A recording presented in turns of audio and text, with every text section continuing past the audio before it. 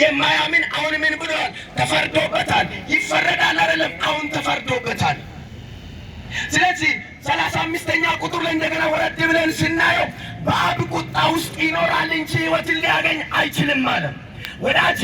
በአብ ቁጣ ውስጥ ከምትኖረው የመጀመሪያ የአብ እግዚአብሔር ፈቃድ ምንድን ነው? በክርስቶስ ኢየሱስ በኩል እንድናምን ነው። በክርስቶስ ኢየሱስ በኩል የዘላለምን ሕይወት እንድናገኝ ነው። ብዙ ጊዜ ሰዎች በተለያየ በሃይማኖታዊ ስራ እንጸድቃለን ሲሉ እናያለን።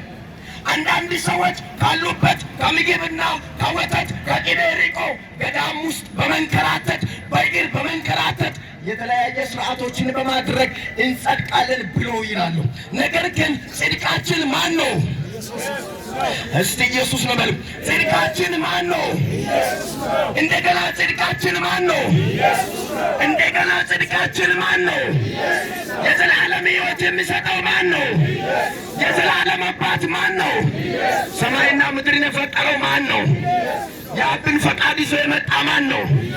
ከኔ በቀር ወደ አባቴ ልትሄዱ አትችሉም ያለው ከኔ በቀር ያለው ኢየሱስ ክርስቶስ ብቻ ነው። ወዳጄ ያለ ኢየሱስ ክርስቶስ ሕይወትን ልታገኘው አትችልም። አዎ ዓለም ላይ ቸርችራም ነግዳም ፔስታል ነግዳም ሀብታም ዝነኛ ልትሆን ትችላለህ። ነገር ግን አንድ እውነት እነግርሃለሁ፣ የመንግስት የሰማይ ጉዳይ ሲሪየስ ነው። ሲሪየስ ነው። የሆነ ቦታ ገብተህ ሰርግ ቤት፣ ነገር ግን እዛ ቤት ገብተህ ሰውን ልትሸውድ ልትወጣ ትችላለህ። መኪና ውስጥ ባጃጅ ውስጥ ሸውደህ ልትገባ ልትወጣ ትችላለህ። ቸርች ሸውደህ ልትገባ ልትወጣ ትችላለህ።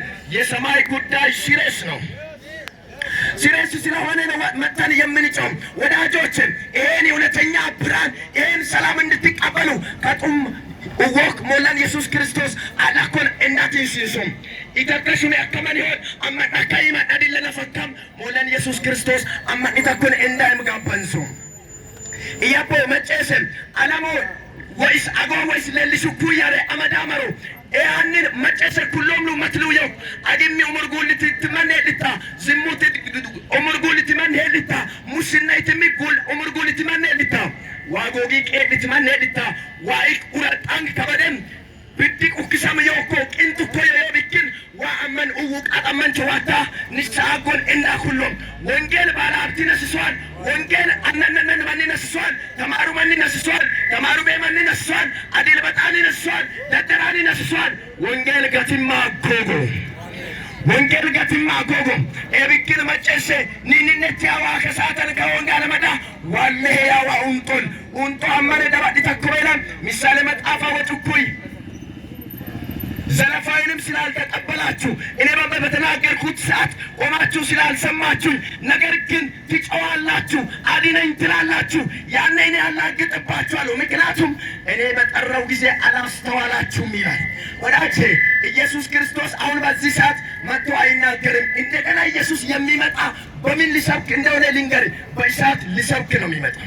ወደድክም ጠላህም መጀመሪያ እንደተሰቀለ እንደሞተ ሊሰቀል የሚመጣ እንዳይመስልህ። መከራን ሊቀበል የሚመጣ እንዳይመስልህ። ሚራክል ሊተፋበት የሚመጣ እንዳይመስልህ። መከራን ሊወስድ የሚመጣ እንዳይመስልህ።